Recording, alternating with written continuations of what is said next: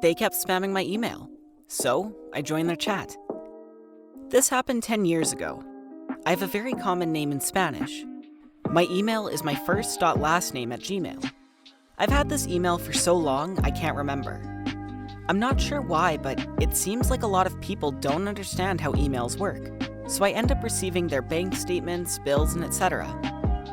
Always from different people. Their middle names are always different. Anyway, I started receiving meeting notes from this random company, spreadsheets, presentations, etc. I kindly replied to them explaining that they have the wrong email. No one ever listened. One day, I get added to a group chat, some discontinued Google product, so I join their chat. I see they start talking about some customer and start asking questions. I started offering my opinion. I just made it up as I go. Some of my responses are starting to make no sense.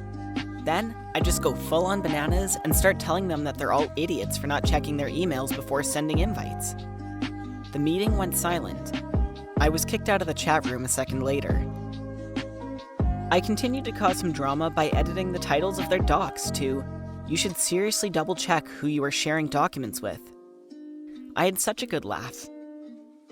They were not very tech savvy as I had access to the files for a while and went back to see them change the titles back. After 2 weeks, I got bored and just removed the docs from my drive.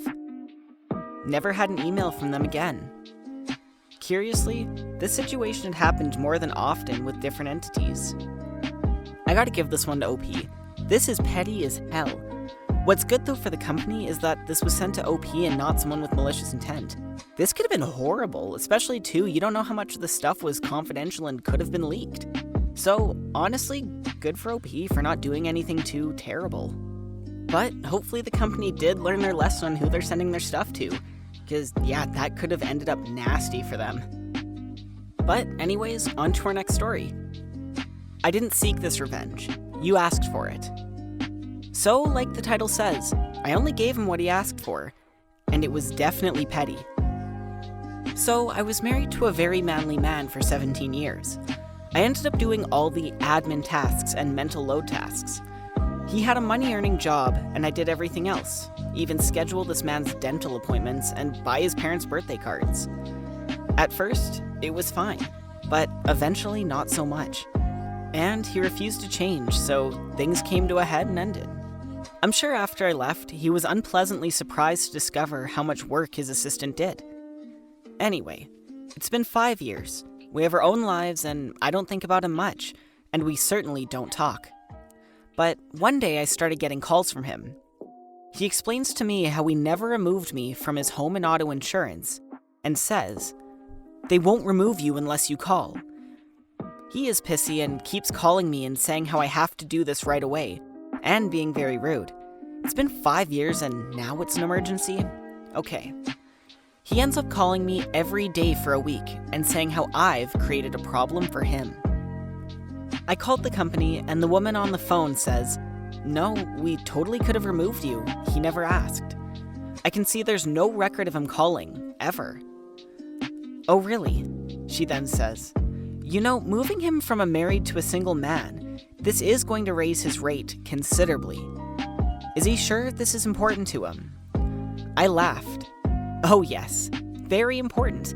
In fact, I haven't lived there for 5 years, so his current policy should really be backdated."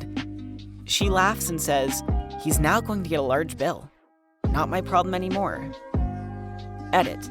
Okay, so since apparently this matters to people, I'm assuming the agent meant for the current contract policy, which means just this year. I honestly didn't ask because I didn't really care, and that's why I called him. And yes, he's under 40, so I think that may affect it, but again, I didn't ask. I don't spend a lot of brain power on this guy anymore.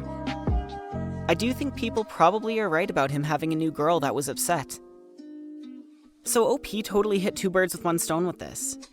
This not only was petty revenge, but this was also malicious compliance. He asked for this and this is what he got. But it's not over yet. There was another update. So, you were all right. It never occurred to me that he'd suddenly be concerned my name was on the Progressive Car Home insurance bill because of a new girl. But that was absolutely why. I have full legal and physical custody of the kids, and he doesn't want anything to do with them. His choice. But our son recently had minor surgery, and of course insurance was giving us the runaround, even after pre-approving the procedure. Thanks, United. Great job. He's the primary insurance holder due to his job, so I can only do so much. So I had to call him and ask him to call them, even though I already did all the paperwork. Being a grown-up is so awesome, by the way. Normally, he just told me to use his signature and info because he couldn't be bothered. But I can't do a man's voice. And yes, everyone who thought I probably know his social and stuff, I absolutely do. Plus his parents' birthdays, etc. He doesn't even remember his own kids' birthdays. When we were on the phone, he suddenly started ranting about how expensive everything is, how he's so broke because he bought a brand new car, and then suddenly had a pipe burst and it cost him a fortune to fix the kitchen wall and floor and part of the garage. So that tells me he needed access to the insurance. But then he starts telling me how awesome his new girl is because she stepped up and put money into the house. The house he now tells me she lives in rent-free. I don't know, pitching in that case seems like the least someone could do. But okay, not my business. I just don't really know why he thinks I'll be a sympathetic ear to the situation. I was like, yeah, okay, well, text me when you've called United so I can call the hospital back. Bye. I don't have a lot of sympathy for this man because he makes over $120,000 per year and pays $20,000 of that in child support for 3 kids he hasn't seen in a year. And he's too busy going on vacations to even call or text them. I hope the new, younger model woman gave him an earful for still having my name on everything. And I hope Progressive sends him a huge bill on that brand new car. Huh, this situation really brought out the pissy in me. Ah well. You know, all I have to say is he had this one coming. I'm a firm believer in karma and that's what this was. But I gotta give it to OP for being able to laugh at this because this does seem like a really obnoxious situation. So good for her. But for the ex-husband, I gotta say it's so funny what lows people will stoop to try and make it sound like their life is better than someone else, even though it's quite literally all going to crap right now. But I do really appreciate OP just sitting back, laughing, and watching the show. I ruined my ex's puzzle hobby. My ex and I have been split for a little bit. At this point, we were establishing a routine. Things were rocky, but we were slowly making progress. There, of course, was drama. Both of us were getting back into the dating scene, and he was not happy with the fact that I started seeing someone, my now husband. He had also started involving me in drama with the women he was seeing. I was getting calls from the women at 3 a.m. And honestly, I was getting fed up. I was working 2 jobs and already sleep deprived as it is, while trying to deal with my own mental health, and I was just exhausted. I still had the key to his house, so frequently when picking up our son and doing exchanges, I would just let myself in, after texting him that I was on my way over. He didn't always meet me at the front door, as he was often gaming. He frequently just let himself in as well to my place if he's being expected. I noticed coming in one afternoon that he had a massive puzzle spread out. This puzzle was also way too advanced for our toddler.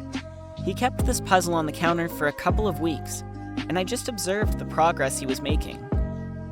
It was a several thousand-piece puzzle, and to be fair, it was impressive. Enter Pickles and Piper, my accomplices. Names have been changed to protect the technicality somewhat mostly partially innocent. Pickles was my son's puppy. Rest in peace, Pickles, you were the goat. Pickles was amazing and the best dog ever.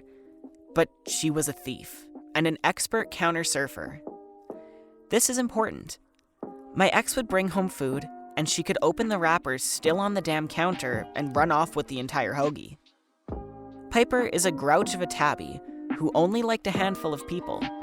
My ex was not one of those people. Both of the pets reside with my ex. One day, as usual, I let myself in. The house was quiet, other than the vague murmurs of profanities being hurled on Discord and the click-click-click of his keyboard.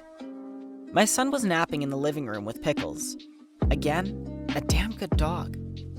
I was hunting down my son's stuffed lobster, and a little itch started, and I looked at the puzzle again. I walked back to the kitchen counter, and without a second thought, took a single puzzle piece that wasn't an edge, and I put it in my pocket. I poked my head into my ex's room and said, "Hey, I'm here to grab the child." Got some form of an acknowledgement, and scooped up the kid and went on my merry way. About halfway to my house, I rolled down the window and tossed the single puzzle piece into the highway, never to be seen again. I watched over the next week or so as the puzzle grew, and then it appeared, the gap.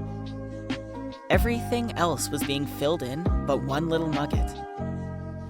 I watched as they got organized, filled, piled, and sorted into various arrangements around the kitchen counter. That one little missing piece stayed as the rest gradually was filled in, until it completely disappeared one day, never finished. A new puzzle appeared shortly afterwards. Again, huge puzzle, several thousand pieces. Now this time, I didn't do anything. But this puzzle also mysteriously never got finished. My ex was mumbling about how Pickles stole his McChicken, and he was pretty sure that when she snatched the sandwich, she grabbed a puzzle piece in the process. I said, "Oh man, that really blows. That one was cool." So he got another puzzle and moved locations. Cue Piper, the asshole, who I caught laying in the puzzle pieces in the box. I also noticed several pieces had fallen on the floor. The highway claimed another puzzle piece that day. And that's it. He didn't do puzzles anymore. Thanks for reading. Or in my case, listening. I've really enjoyed recounting these. Special thanks to the big heroes, Pickles and Piper. May Pickles enjoy her field of soccer balls and McChicken. Piper is still going and is still a hater, but at least she tolerates me, so I'll take it. You know, this isn't petty revenge. This isn't even pro-revenge. This is absolute nuclear revenge. But we still can't forget about the GOAT accomplice. Pickles, the absolute legend. But that's the best part about this wonderful dog. He never suspected her as the accomplice because of her. Hey, thanks again for watching my video. Comment which one was your favorite. Anyways, we'll see you again soon.